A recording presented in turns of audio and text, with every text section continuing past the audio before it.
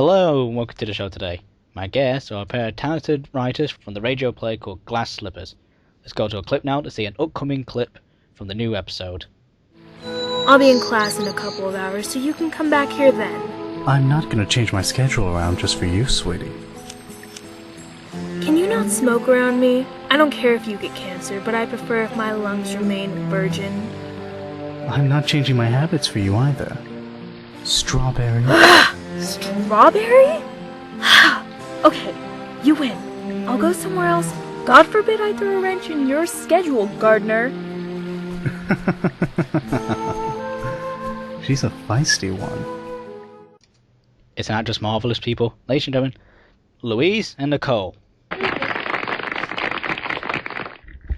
That was too loud. Hello. Hi. Sorry about that. Thanks for coming on the show. No problem. No problem at all. Okay. Now, first things first, of course. What got you into writing?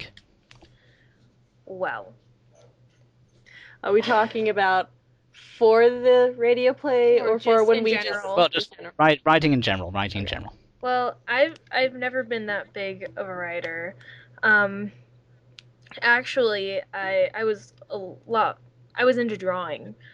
And then I got my new computer and I started writing like crazy, just anything that came to my mind I started writing, and then we came up with this. Yeah, I started out actually very young. I loved writing in my English classes. I think I actually started thinking up stories to actually write down in 5th grade. And I just kept at it. And then when me and Nicole met for the beginning of our radio play, it just kind of clicked. And we started writing together. Yep. Now, what inspired you to write Glass Slippers? Well, it was actually an idea that I'd been playing with for a while. It actually didn't start off too seriously. I presented the idea to Louise in March of 2009. Oh, you still remember the date? Yep. But it was just supposed to be some light writing. Then maybe 3 months into the making, we had a lot of new material to work with. The characters were developing beautifully, and we had tons of ideas for where we wanted the plot to go. So from there, we decided to turn this into an actual book series. Then in late July of this year, we met a lot of wonderful voice actors, and we got thinking, hey, wouldn't so-and-so be the perfect voice for this character? Which led to, okay, well, if he or she would be the perfect voice for that character, theoretically, who would play this character? So that curiosity really inspired us to pursue a radio play and maybe get a bit more exposure, because we know how much people actually like to read. So it's been almost 2 years since we started this project, and we've had multiple drafts of the first book saved on our computer. The first one's terrible, yeah, just so you know. Yeah, the very first draft that we had, it was absolutely terrible. It's like a terrible fan fiction. The radio play script is actually closer to what we want. What we're going to publish eventually, than what we have up on DeviantArt. Yeah, up on DeviantArt. What now with the radio play? Now there's been a bit of a gap between like the episodes. So what's like the biggest problem when making an episode? Well, since I mix together everything, I'd say the biggest problem is finding the proper music for each scene.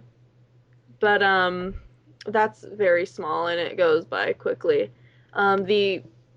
We have 25 cast and crew members, and the most difficult thing is organizing them and getting all their lines in before the deadline. Luckily, they're very cooperative. And we haven't had that many problems.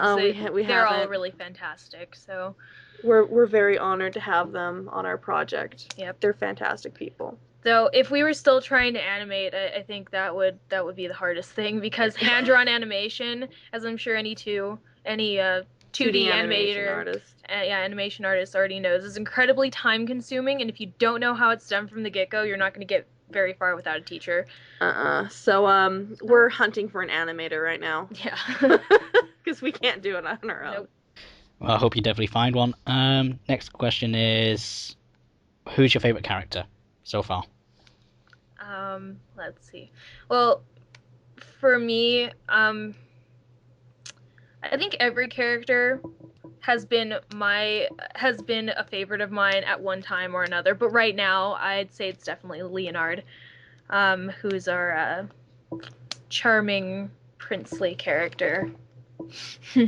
Yeah, mine, at first it was Victor, but then we created Darian, and I immediately fell for him, and I was like, wow, he's like my kindred spirit or something like that. And he's really easy to write for, and I have so many ideas for him, it's crazy. So he's my favorite, and I also consider his character the most complete. But Wrath is my eye candy, basically. I loved him from the moment Nicole introduced him, so. Yeah, we both write for different characters. So. We do, if you haven't noticed. Now, as a big fan myself, and to all your other fans, what can we expect in the future? Well, the story is heavily fairy tale based. Yeah, I don't think you could really pick up on that in the first 2 episodes, but I'd be lying if I said you should expect your traditional happily ever after ending. We put a lot of surprises and foreshadowing in our writing. We made sure to make it subtle so that it's not easy to pick up. But each character we put a fairy tale character to.